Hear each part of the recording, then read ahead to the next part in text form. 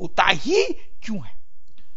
तो डिजीज के बहुत सारे कॉज हो सकते हैं, उनको हम दो कैटेगरीज में यहां डिवाइड करके पढ़ेंगे, एक्सटर्नल कॉज स्टूडेंट्स और internal cause.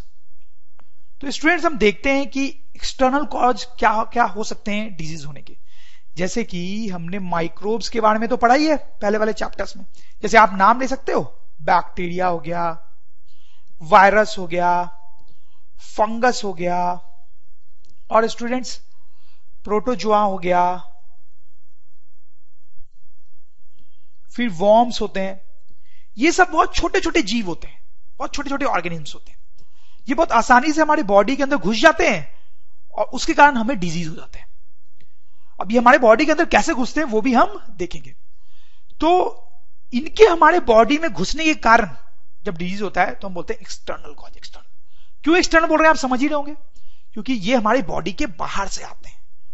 Come from outside body, come from outside body, हमारे बॉडी के बाहर से आते हैं, ठीक है। लेकिन कई बार इंटरनल कॉजेस भी होते हैं डिजीज के। जैसे कि मैं आपको बताऊं, लैक ऑफ एक्सरसाइज। मान लो आप एक्सरसाइज नहीं करते हो और आपको कोई बीमारी हो जाती है, जैसे हाई ब्लड प्रेशर हो सकता है आपको अगर आप एक्सरसाइज नहीं करते हो तो हाई ब्लड प्रेशर नाम की बीमारी हो सकती है। तो ये इंटरनल कॉज हुआ या एक्सटर्नल कॉज हुआ? लैक ऑफ एक्सरसाइज आप समझ रहे होंगे, वो एक इंटरनल कॉज है, किसी ने आप पे अटैक तो किया नहीं है, तो ये इंटरनल कॉज है डिजीज होने का। जैसे फिर ओवर ईटिंग।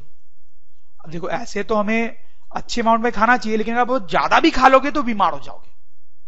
जैसे आपको ओबेसिटी हो जाएगी। ओबेसिटी जानते हो आप? ओबेसिटी का मतलब होता है कि आप बहुत मोटे हो गए हो, ठीक। तो ये भी एक इंटरनल कॉज है, आपने ज्यादा खाया इसलिए आप बीमार हुए।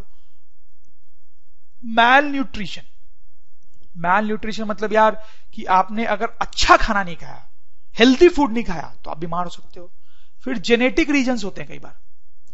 जेनेटिक रीजंस का मतलब होता है कि जैसे कि अगर पेरेंट्स को कोई बीमारी है, और उससे चिल्ड्रेन को वो बीमारी आ जाती है, ठीक है, फैमिली मेंबर से अगर कोई बीमारी आती है तो उसको हम जेनेटिक बीमारी बोल सकते हैं। फिर सिंस बर्थ।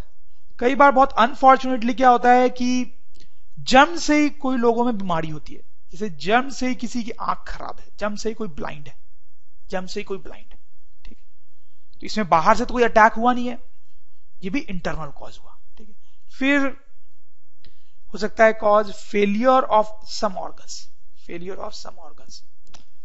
जैसे कोई ऑर्गन आपका फेल हो गया, जैसे किडनी अचानक फेल हो गई, ठीक है, किडनी अचानक फेल हो गई, हार्ट अचानक फेल हो गया, ठीक है, आपकी आंखें अचानक फेल हो गई तो आप ब्लाइंड हो गए। तो ये सब भी इंटरनल कॉज है। तो एक्सटर्नल कॉज में मेनली ये आता है कि कोई माइक्रोब आप पे अटैक करता है, तो उससे आपको जो डिजीज होता है तो हम उस टाइम बोलेंगे कि एक्सटर्नल कॉज था। और अदरवाइज बहुत सारे रीजंस होते हैं जिनको हम इंटरनल कॉजेस बोल सकते हैं। स्टूडेंट्स, अभी हमने कॉज ऑफ डिजीज देख लिया, अब हम एक इंटरेस्टिंग चीज देखेंगे, different levels of cause of disease. जैसे मैं आपको एक एग्जांपल से समझाता हूं। ये है हमारा दोस्त चिंटू। ये चिंटू जो है वो बीमार पड़ जाता है, उसको लूज मोशन होने लगते हैं, ठीक है, वो बीमार पड़ गया। क्यों बीमार पड़ गया यार? ये आप देख सकते हो कि वो गंदा पानी पी रहा है। आपको कभी नहीं करना है ऐसा। तो वो जो गंदा पानी पी रहा था उसमें माइक्रोब्स थे, सपोज करो वायरस था। तो जब उसने पानी पिया